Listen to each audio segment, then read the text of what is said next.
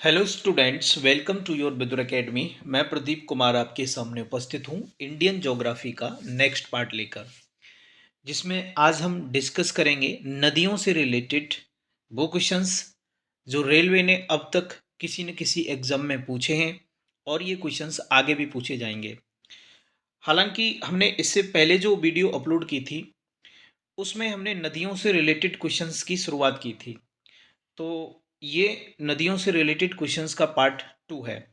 तो इस वीडियो को देखने से पहले इससे पहले जो वीडियो अपलोड की है उसे भी देख लें, सो दैट आपका एक भी क्वेश्चन नदियों से रिलेटेड वाला छूटे ना। और बता दें कि ये सभी क्वेश्चंस रेलवे के जितने भी एग्जाम अपकमिंग एग्जाम्स हैं उन सभी के लिए इम्पोर्टेंट हैं, क्योंकि ये क्वेश्चंस फिर से रिपीट होंगे। तो आप एनटीपीसी, ग्रुप डी या अन्य किसी एग्जाम की तैयारी कर रहे हैं तो this is very important session for you. तो चलिए शुरुआत करते हैं आज का सेशन इस क्वेश्चन के साथ। तो अभी तक आपने चैनल को सब्सक्राइब नहीं किया है तो चैनल को सब्सक्राइब जरूर कर लीजिए, माफ कीजिए, और वीडियो को शेयर कर दीजिए। स्टार्ट करते हैं आज का पहला क्वेश्चन। भारत की सबसे बड़ी प्रायद्वीपीय नदी इनमें से कौन सी है? ये चार ऑप्शंस हैं, तो इसका सही जवाब हो जाएगा ऑप्शन ए, गोदावरी। ये भारत की सॉरी ये भारत की सबसे बड़ी प्रायद्वीपीय नदी है, गोदावरी। गोदावरी नदी प्रायद्वीपीय भारत की सबसे बड़ी नदी है और यह दक्षिण गंगा के नाम से प्रसिद्ध है। गोदावरी बेसिन गंगा बेसिन के बाद दूसरा सबसे बड़ा बेसिन है। यह नदी महाराष्ट्र के नासिक जिले में त्र्यंबकेश्वर के पास से निकलती है। महाराष्ट्र और तेलंगाना के मध्य अंतर्राज्यीय सीमा बनाती है। इसकी कुल लंबाई 1465 किलोमीटर है। अगला क्वेश्चन है कि लोहित नदी इनमें से किसकी ट्रिब्यूटरी है? तो ये किसकी सहायक नदी है? ये है ब्रह्मपुत्र की। लोहित ये ब्रह्मपुत्र की सहायक नदी है जो भारत के अरुणाचल एवं असम राज्य में बहती है। यह नदी पूर्वी तिब्बत के जयालछू पर्वत श्रेणी से निकलती है। इसे खून की नदी के नाम से भी जाना जाता है। अगला क्वेश्चन है कि डैश नदी ब्रह्मपुत्र नदी प्रणाली का एक अंग है? तो कौन सी है वो? ये है लोहित नदी। ये ब्रह्मपुत्र नदी प्रणाली का एक अंग है। लोहित नदी ब्रह्मपुत्र नदी प्रणाली का एक अंग है। इस नदी का उद्गम तिब्बत के जयालछू पर्वत शिखर से होता है। अरुणाचल प्रदेश में लोहित नदी 200 किलोमीटर तक का सफर तय करती हुई असम के मैदानी क्षेत्र में पहुंचती है तथा सादिया के पास ब्रह्मपुत्र नदी में मिल जाती है। अगला क्वेश्चन है कि निम्नलिखित में से वह कौन सी एकमात्र नदी है जो राजस्थान के पश्चिमी भाग में बहती है? तो इनमें से कौन सी है वो नदी है? वो है लूनी नदी। दिए गए विकल्पों में लूनी एकमात्र नदी है जो राजस्थान के पश्चिमी भूभाग में बहती है। लूनी नदी का उद्गम राजस्थान के अजमेर जिले के नाग पहाड़ियों से होता है। यह नदी राजस्थान और गुजरात राज्य में प्रवाहित होती है। अगला क्वेश्चन है कि गंगोत्री से निकलने वाली कौन सी भारतीय नदी मुख्यतः मानवीय गतिविधियों और उद्योगों से प्रदूषित हुई है? तो इसका सही जवाब हो जाएगा ऑप्शन ए, गंगा। ये गंगा है जो गंगोत्री से निकलती है और यह भारतीय नदी मुख्यतः मानवीय गतिविधियों और उद्योगों से प्रदूषित हुई है।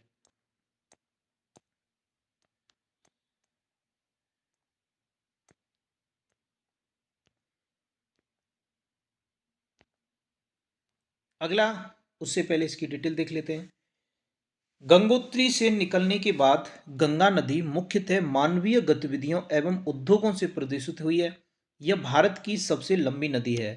अगला क्वेश्चन है, देवप्रयाग उत्तराखंड में निम्नलिखित में से कौन सी दो नदियों के संगम से गंगा नदी बनती है?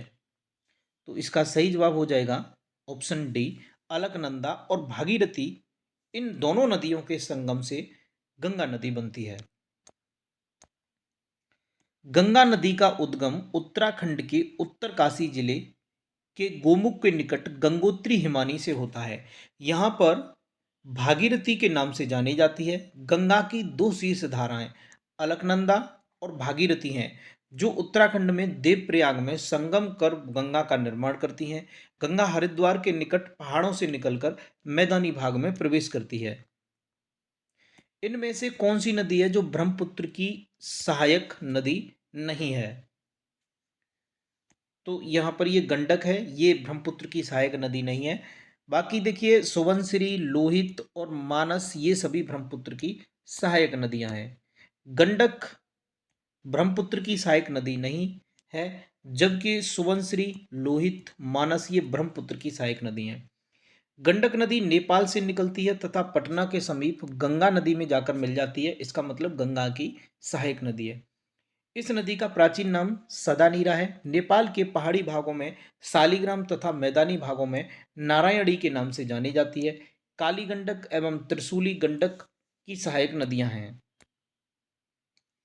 इनमें से कौन सी नदी का उद्गम भारत में नहीं है?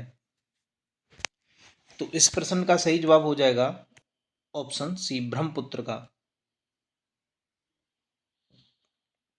बाकी कोयल, सांख और ब्राह्मणी इन सभी का उद्गम भारत में है। ब्रह्मपुत्र नदी का उद्गम तिब्बत के दक्षिण में मानसरोवर के निकट चेमायुंगडुंग नामक हिमबाह से हुआ है। यह तिब्बत, भारत तथा बांग्लादेश से होकर बहती है। तिब्बत में इसे सांगपो, अरुणाचल प्रदेश में दिहांग और असम में ब्रह्मपुत्र कहते हैं। इसकी लंबाई 2900 किलोमीटर है। इसकी प्रमुख सहायक नदियां हैं दिबांग, कामेंग, लोहित, मानस, तीस्ता, धनसिरी और बराक। सूरत से होकर बहने वाली इनमें से कौन सी नदी है? तो सही जवाब हो जाएगा इसका ऑप्शन डी। कौन सी है? ताप्ती नदी। ताप्ती नदी मध्य प्रदेश राज्य के बैतूल जिले के मुल्ताई से निकलकर सतपुड़ा पर्वत के मध्य से पश्चिम की ओर बहती हुई महाराष्ट्र के जलगांव पठार एवं सूरत के मैदान को पार करती हुई अरब सागर में गिरती है। निम्नलिखित में से कौन सी नदी का उद्गम भारत में नहीं है? इनमें से कौन सी नदी का नहीं है? तो इसका सही जवाब हो जाएगा ब्रह्मपुत्र का नहीं है। रिपीट क्वेश्चन है सेम। ब्रह्मपुत्र नदी का उद्गम तिब्बत के दक्षिण में मानसरोवर के निकट चेमायुंगडुंग नामक हिमबाह से हुआ है। यह तिब्बत, भारत तथा बांग्लादेश से होकर बहती है। तिब्बत में इसे सांगपो, अरुणाचल प्रदेश में इसे दिहांग, असम में इसे ब्रह्मपुत्र कहते हैं। इसकी लंबाई लगभग 2900 किलोमीटर है और इसकी प्रमुख सहायक नदियां हैं दिबांग, कामेग, लोहित, मानस, तीस्ता और धनसिरी और बराक। अगला क्वेश्चन है कि सूरत से होकर बहने वाली नदी इनमें से कौन सी है? तो इसका सही जवाब हो जाएगा ऑप्शन डी, ताप्ती नदी सूरत से होकर बहती है। ताप्ती मध्य प्रदेश राज्य के बैतूल जिले के मुल्ताई से निकलकर सतपुड़ा पर्वत के मध्य से पश्चिम की ओर बहती महाराष्ट्र के जलगांव पठार एवं सूरत के मैदान को पार करती हुई अरब सागर में मिल जाती है। बांग्लादेश में जमुना नाम से प्रसिद्ध नदी को भारत में किस नाम से जाना जाता है? तो सही जवाब हो जाएगा ब्रह्मपुत्र। ब्रह्मपुत्र नदी का उद्गम कैलाश पर्वत श्रेणी में मानसरोवर के निकट चेमायुंगडुंग हिमनद से है। मध्य हिमालय में नाम चाबरवा 7755 मीटर के निकट एक गहरे महाखंड का निर्माण करती है तथा अरुणाचल प्रदेश में सादिया कस्बे के पश्चिम से यह नदी भारत में प्रवेश करती है, जहां इसकी प्रमुख सहायक नदियां हैं दिबांग और लोहित। किसकी बात कर रहे हैं? ब्रह्मपुत्र नदी की। और इसके बाद यह नदी ब्रह्मपुत्र के नाम से जानी जाती है। इस नदी को तिब्बत के पठार पर सांगपो नदी, अरुणाचल प्रदेश में दिहांग नदी और असम में ब्रह्मपुत्र और बांग्लादेश में इसको जमुना नदी के नाम से जाना जाता है। अगला क्वेश्चन है कि सिंधु नदी और जास्कर नदी का संगम होता है, कहाँ पर होता है? तो इसका सही जवाब हो जाएगा लद्दाख में। सिंधु नदी और जास्कर नदी का संगम लद्दाख में। सिंधु और जास्कर नदी का संगम लद्दाख में होता है। सिंधु नदी एशिया की सबसे लंबी नदियों में से एक है। यह तिब्बत, भारत और पाकिस्तान में बहती है। इस नदी की लंबाई 2880 किलोमीटर है। निम्नलिखित में से कौन सी नदी का उद्गम स्थल हिमालय में नहीं है? तो इसका सही जवाब हो जाएगा ऑप्शन ए, महानदी का उद्गम स्थल हिमालय में नहीं है, बाकी झेलम, गंगा और यमुना का है।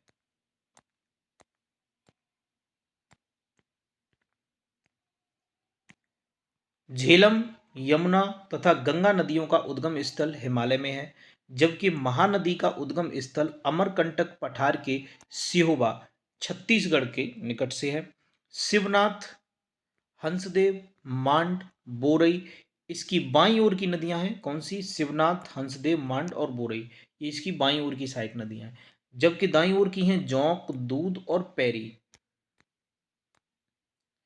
निम्नलिखित में से कौन सी नदी एक ज्वार नदी मुख का निर्माण करती है? एस्चुरी का, ज्वार नदी मुख का निर्माण करती है, कौन सी है इसमें से?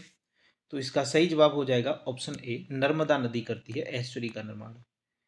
ऐश्वरी जल एक ऐसी अर्ध संलग्न तटीय स्थलाकृति है जहां नदियों द्वारा बहाकर लाए गए मलबे बहकर समुद्र में चले जाते हैं।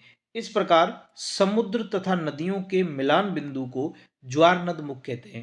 भारत की कुछ प्रायद्वीपीय नदियां जैसे नर्मदा एवं ताप्ती भ्रंश घाटी से प्रवाहित होती हुई ज्वार नद मुख का निर्माण करते हुए अरब सागर में गिरती हैं।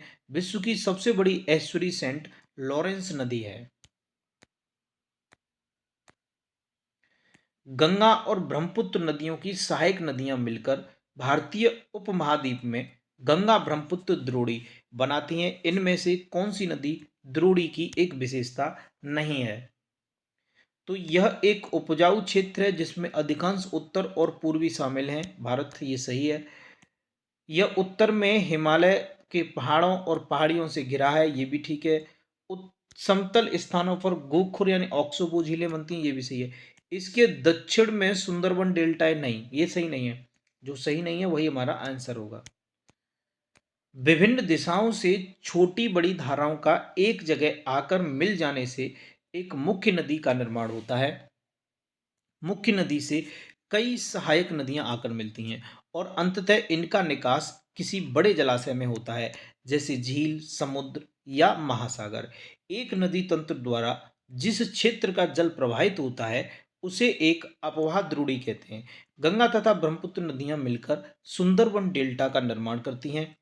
यह नाम वहां पाए जाने वाले सुंदरी पाइप से लिया गया है। सुंदरबन डेल्टा विश्व का सबसे बड़ा डेल्टा है। इनमें से कौन सी नदी दादरा और नागर हवेली में बहती है? तो इसका सही जवाब हो जाएगा ऑप्शन सी, दमन। ये नदी है जो दादरा और नागर हवेली में बहती है। गुजरात के सह्याद्री पर्वत से निकलकर अरब सागर की तरफ बहने वाली दमन नदी दादर और नागर हवेली में बहती है। यह यहाँ की सिंचाई का मुख्य स्रोत भी है। इसकी कुल लंबाई 131 किलोमीटर है। वापी और सिलवासा नगर इसके किनारे बसे हुए हैं। निम्नलिखित में से कौन सी नदी बंगाल की खाड़ी में गिरती है? तो इसका सही जवाब हो जाएगा option B, Kaveri.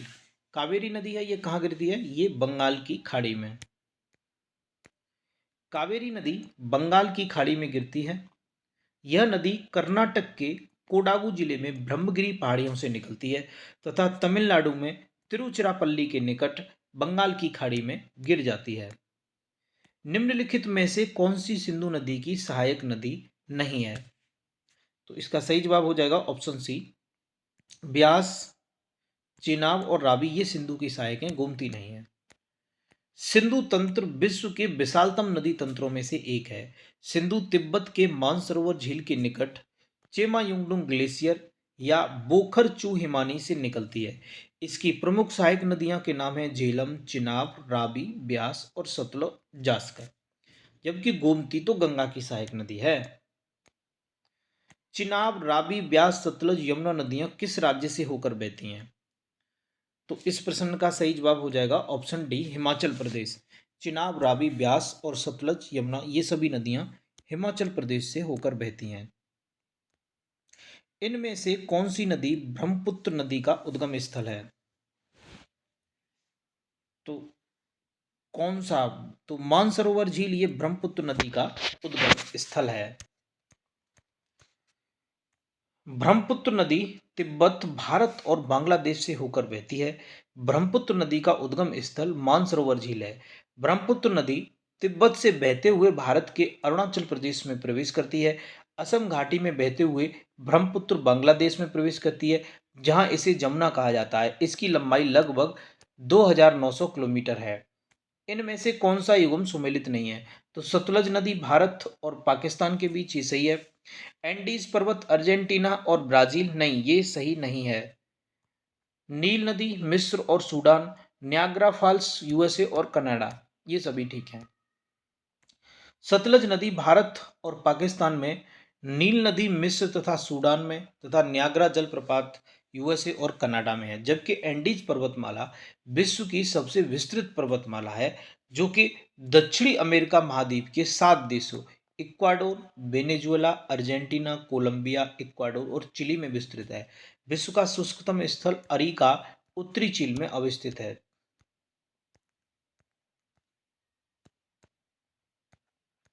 Next question है, निम्नलिखित नदियों में से कौन सी अध्यारोपित अपवाह प्रणाली यानी सुपरइम्पोज्ड ड्रेनेज सिस्टम का एक एग्जाम्पल है? तो इसका सही जवाब हो जाएगा ऑप्शन सी, स्वर्ण रेखा। जब किसी भू आकृतिक प्रदेश में धरातलीय संरचना नीचे की संरचना से भिन्न होती है तो अध्यारोपित प्रभाव प्रणाली का विकास होता है। नदी कटाव करते करते काफी मात्रा में गहरी हो जाती है। इसका उदाहरण है सोन नदी, चंबल और स्वर्ण रेखा नदी आदि। अगला क्वेश्चन है कि लूनी नदी किस पर्वत श्रृंखला से निकलती है? तो इसका सही जवाब हो जाएगा ऑप्शन डी, ये निकलती है अरावली पर्वत श्रृंखला से। कहां से? अरावली से। लूनी नदी पश्चिमोत्तर भारत के राजस्थान राज्य में अजमेर के निकट अरावली श्रेणी की नाग पहाड़ से निकलकर दक्षिण पश्चिमी राजस्थान, नागौर, पाली, जोधपुर, बाड़मेर, जालौर में बहकर कच्छ के रण में जाकर विलुप्त हो जाती है। इसके उद्गम स्थल पर इसको सागरमती, फिर सरस्वती और बाद में लूनी कहते हैं। इस नदी के पानी में अधिक खारेपन के कारण इसे नमक नदी के नाम से भी जाना जाता है। इसके अपवाह क्षेत्र राजस्थान और गुजरात हैं। भारत और नेपाल दोनों देशों से होकर बहने वाली नदी मेची इनमें से किसकी सहायक नदी है? तो इसका सही जवाब हो जाएगा महानंदा की। मेची किसकी है? महानंदा की सहायक नदी है। भारत और नेपाल देशों से होकर बहने वाली मेची नदी महानंदा की सहायक नदी है। यह नदी नेपाल में महाभारत श्रेणी से निकलती है और बिहार राज्य के किशनगंज जिले में महानंदा से मिल जाती है। गंडक नदी गंगा की सहायक नदी है। गंडक नेपाल और बिहार में बहने वाली एक नदी है। निम्नलिखित में से कौन सा गुंबद जैसी संरचना वाले जल निकास पैटर्न को निरूपित करता है? तो इसका सही जवाब हो जाएगा त्रिज्यीय। ये क्या है? ये जल निकासी पैटर्न को निरूपित करता है, लेकिन गुंबद जैसी संरचना वाले। त्रिज्यीय पैटर्न तब विकसित होता है जब धाराएं केंद्रीय शिखर या गुंबद जैसी संरचना से अलग अलग दिशाओं में बहती हैं। उदाहरण, अमरकंटक पहाड़ियों से निकलने वाली नर्मदा, महानदी जैसी नदियां अलग अलग दिशाओं में बहती हैं और त्रिज्यीय पैटर्न के ये एग्जाम्पल हैं। इनमें से कौन सा किला चिनाब नदी के किनारे बसा गया है? तो इसका सही जवाब हो जाएगा ऑप्शन बी, अखनूर का किला। ये किला चिनाब नदी के किनारे बनाया गया है।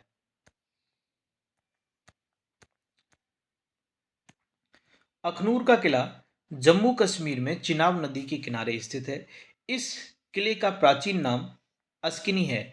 इस किले का निर्माण कार्य 1762 ईस्वी में राजा तेग सिंह ने करवाया था और 1802 में उनके बेटे आलम सिंह ने पूरा करवाया। तो बहु किला की बात करें, ये जम्मू कश्मीर में है और तवी नदी के तट पर। हरी पर्वत किला ये भी जम्मू कश्मीर में है, डल झील के तट पर है। लेकिन चिकटन किला ये लद्दाख में है और सिंधु नदी के तट पर है। भारत की इनमें से कौन सी नदी पूरब से पश्चिम की ओर बहती है? तो इसका सही जवाब हो जाएगा ऑप्शन सी, नर्मदा।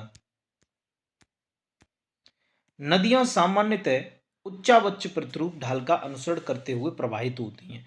भारत की लगभग समस्त प्रायद्वीपीय नदियां प्रायद्वीपीय ढाल का अनुसरण करते हुए पश्चिम से पूर्व दिशा की ओर प्रवाहित होती हुई बंगाल की खाड़ी में गिरती हैं। जैसे महानदी, गोदावरी, कृष्णा, कावेरी। नर्मदा और ताप्ती नदियां प्रायद्वीपीय भारत की ऐसी दो प्रमुख नदियां हैं जो भ्रंश घाटी से प्रभावित होती हैं तथा पूर्व से पश्चिम की ओर बहती हुई अरब सागर में गिरती हैं। सांगपो और ध्यांग ये किस नदी के नाम हैं? तो इसका सही जवाब हो जाएगा ऑप्शन ए, ब्रह्मपुत्र के। ब्रह्मपुत्र नदी विश्व की सबसे बड़ी नदी प्रणाली में से एक है। यह तिब्बत, भारत तथा बांग्लादेश से होकर बहती है। इसका उद्गम तिब्बत में मानसरोवर झील के निकट चेमा युंगडुंग ग्लेशियर से होता है। यह नदी तिब्बत में सांगपो, अरुणाचल प्रदेश में धियांग और असम में ब्रह्मपुत्र तथा बांग्लादेश में जमुना के नाम से जानी जाती है। ब्रह्मपुत्र उन प्रमुख नदियों में से एक है जो कई सहायक नदियों के साथ कई देशों में प्रवाहित होती है। निम्नलिखित में से कौन सी ब्रह्मपुत्र की सहायक नदी नहीं है? तो दिबांग, सुबनसिरी, तीस्ता ये तो ब्रह्मपुत्र की सहायक नदियां हैं। ये तमसा ब्रह्मपुत्र की सहायक नदी नहीं है। ब्रह्मपुत्र नदी तीन देशों चीन, भारत और बांग्लादेश से होकर प्रवाहित होती है। हिमालय के उत्तर में स्थित मानसरोवर झील के पास कैलाश श्रेणी के चेमायुंगडुंग हिमानी से निकलने के पश्चात ब्रह्मपुत्र नदी तिब्बत में सांगपो नाम से पूरब की ओर प्रवाहित होती है। तिब्बत में रांगपो या सांगपो इसके दाहिने तट की प्रमुख नदी है। इसके बाद नामचा बरवा के निकट मध्य हिमालय को काटते हुए यांगयाप दर्रे के द्वारा दक्षिण दिशा में मुड़कर भारत के अरुणाचल प्रदेश में प्रवेश करती है। इसके दाएं तट से सुबनसिरी, कोमेंग, मानस, संकोच, तीस्ता और बाएं तट से दिबांग, लोहित, धनसिरी, कपली, मेघना और बराक नदी मिलती हैं।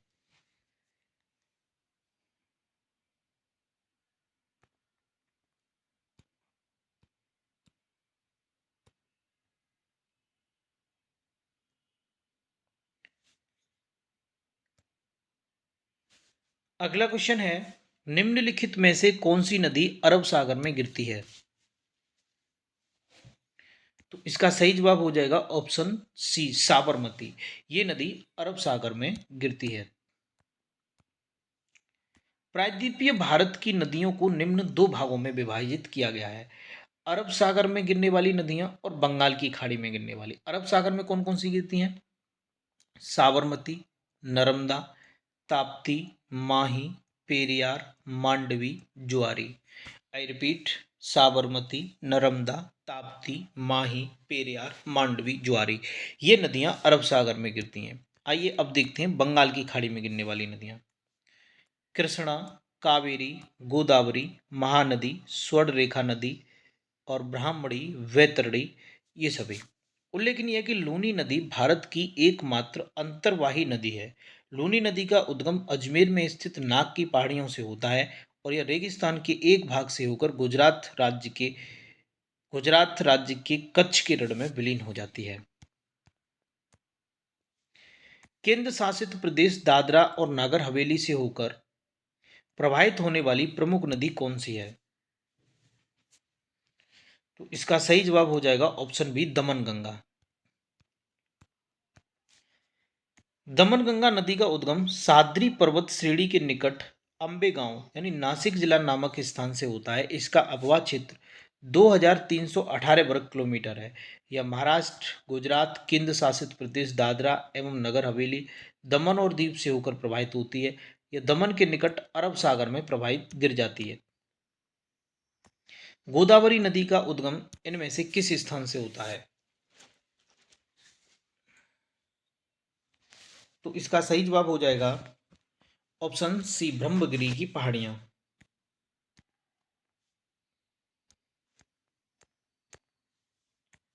ब्रह्मगिरी महाराष्ट्र राज्य के नासिक जिले में स्थित एक पर्वत श्रृंखला है। ब्रह्मगिरी की पहाड़ी के पास ही त्र्यंबकेश्वर शिव मंदिर भी स्थित है, जहां से गोदावरी नदी का उद्गम होता है। गोदावरी नदी प्रायद्वीपीय भारत की दूसरी सबसे बड़ी नदी है, जिसकी कुल लंबाई 1465 किलोमीटर है। इसे दक्षिण भारत की गंगा कहा जाता है।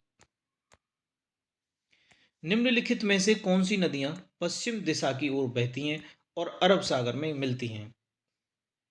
तो इसका सही जवाब हो जाएगा ऑप्शन डी, नर्मदा और ताप्ती ये नदियां हैं जो पश्चिम दिशा की ओर बहती हैं और अरब सागर में गिरती हैं। नर्मदा पश्चिम की ओर बहने वाली सबसे बड़ी नदी है। इसकी लंबाई 1312 किलोमीटर है। नर्मदा सतपुड़ा श्रेणी के मैकाल पहाड़ी के अमरकंटक से निकलती है। ताप्ती पश्चिम दिशा की ओर बहने वाली दूसरी सबसे बड़ी नदी है। यह मध्य प्रदेश के बैतूल जिले के मुल्ताई पहाड़ी से निकलती है।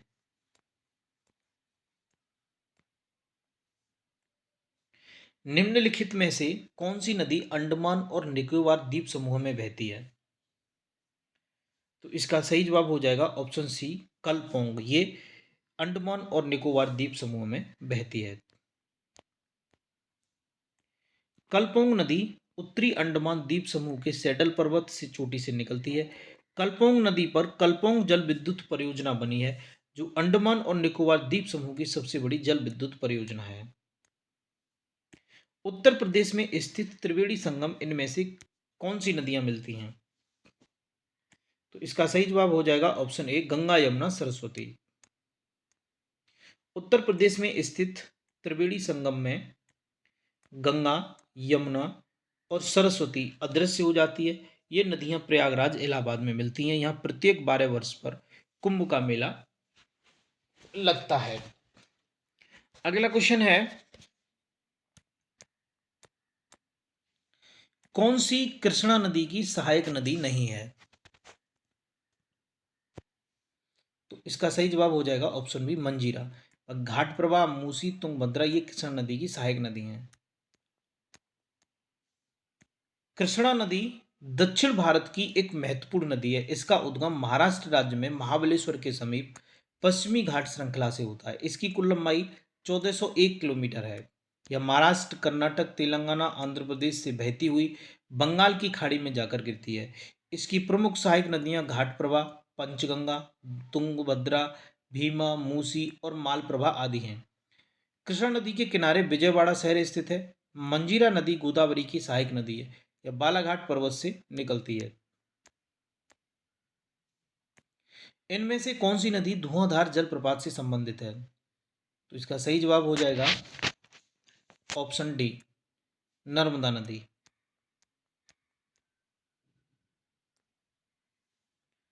धुआंधार जलप्रपात भारत के मध्य प्रदेश में जबलपुर जिले में नर्मदा नदी पर स्थित है। यह प्रपात भेड़घाट क्षेत्र का प्रमुख दर्शनीय स्थल भी है। धुआंधार जलप्रपात को यूनेस्को द्वारा 2021 में विश्व धरोहर स्थल के रूप में सम्मिलित किया गया है। कावेरी नदी पर शिव समुद्रम जलप्रपात स्थित है। निम्नलिखित में से कौन सी उन तीन नदियों में से एक नहीं है जिनका पारस्परिक प्रभाव उत्तर भारतीय मैदानों के निर्माणों के लिए उत्तरदायी है? तो इसका सही जवाब हो जाएगा ऑप्शन डी, गोदावरी।